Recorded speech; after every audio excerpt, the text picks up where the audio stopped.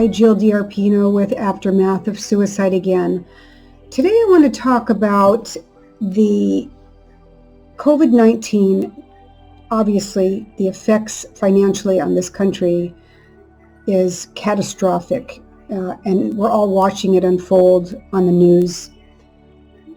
As I drove around through different areas coming from my doctor appointment and looking at every single shopping center, strips of stores that are closed, that will never reopen.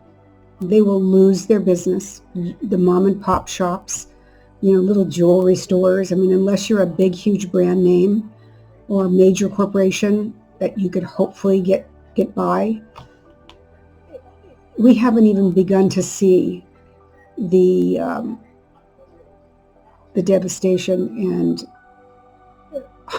I don't even know the word to describe, right? It's almost beyond devastation, catastrophic, tsunami. So, I'm becoming, like most, I'm becoming really saddened and disillusioned at times with people's behavior, the hate, the bullying, just the protesting, the constant fight. And, instead of really coming together as a country, coming together to help each other out, and as, of course, I live in an area where it's the highest there is for the COVID-19, which is the New York area. And, just what is going on here in the homes for the elderly. And, watching the news last night where Governor Cuomo was sending patients that were tested positive to these homes, and that they were executive order, they had to take these patients in, which is partially what was killing a lot of the elderly. So you can't even imagine the uproar and what's going on over here on the East Coast and in New York City. And I think about the nurses and the doctors and the first responders and people that have flown in and come in to help and volunteered, and they are exhausted. Imagine that that's your job, and you're going into a place where you could die, and some have. But that's your job, and you don't really want to go. You just want to quit right then and there. But you go because that's what you signed up to do. And as a doctor, you took an oath. So many of them are working 24-hour shifts. I have a good friend whose daughter is a doctor in Manhattan, and I can only tell you the stories that I'm hearing where she would just come out crying, exhausted, having to pick up the phone and call, the parents' children to tell them they're not going to make it. And let's not forget the people that even work in administration, those, checking you in, the porters, people that are cleaning these areas, every aspect of these hospitals that are working so hard and putting their lives at risk to be there. Going back to something a minute, I was told this, and don't quote me, I haven't checked into it to make sure this is accurate, but I was told from the source inside that is in the medical profession that people are dying and are told to put COVID-19 down because the hospital gets $40,000 for patients that die by COVID-19. I was like, that's fraud.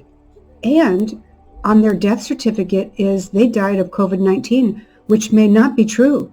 They may have come in with that, but had other underlying causes which caused their death.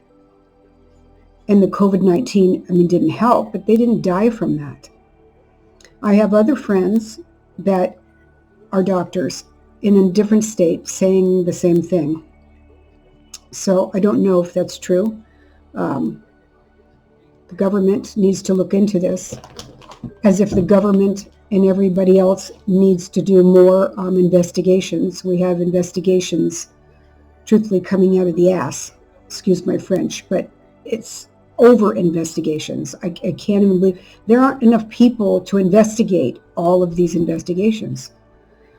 So that is something definitely that should be looked into, but I just, commend all of these people for how hard they've worked, for putting their life on the line, just exhausted, coming home even to their family, that they could even risk giving it to them. I was watching on the news a scientist who talked about his wife as a doctor, and they had a little infant son, but she felt it was her duty to go and help out. So she went back to the hospital to help and contracted the COVID-19. So now she's in a quarantine away from her infant child and husband. I mean, we don't hear about all these stories of the people that actually give up their time, give up their life, risk their own lives and their families to help. Just all of the people, all of the volunteers working tirelessly, building and creating. And as you know, the Java Center here in New York, was built to accommodate, hundreds and hundreds of people, but many of the beds sat empty, as well as the ship that was docked into New York. So when you talk about people were sent to, old age homes, and they were forced to take these people in by an executive order when there were empty beds. I'm telling you, I'm just disillusioned with what is going on in our country. How sad to see it this way. It was doing so well. People's 401s were great. And it's just, it's going to take so long to dig ourselves out of all of this, as well as, many have lost their businesses and will lose their business. People out of work. And I mentioned this in my previous video. Please go and watch it, about the COVID affecting mental illness, suicide, alcoholics, drug addiction. All of that is on the rise again. Child abuse, spousal abuse.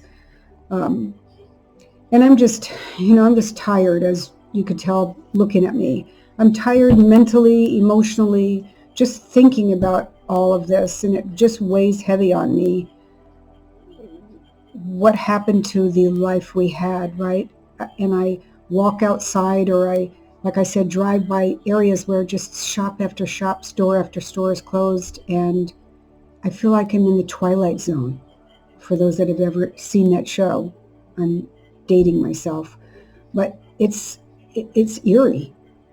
And, so basically I wanted to really thank those first responders, the nurses, the doctors, the porters, the maids, that just, forgive me if I'm forgetting somebody, but just think about everybody that works in a hospital or healthcare. Just so much that they do. So thank you to all of those out there, if one of them is you. And let me know what you think on my website, aftermathofsuicide.com, on the Contact Jill page. Let me know what you think about my video. Maybe something that you'd like me to speak about. That would be great. And stay safe, be well, and be kind to one another.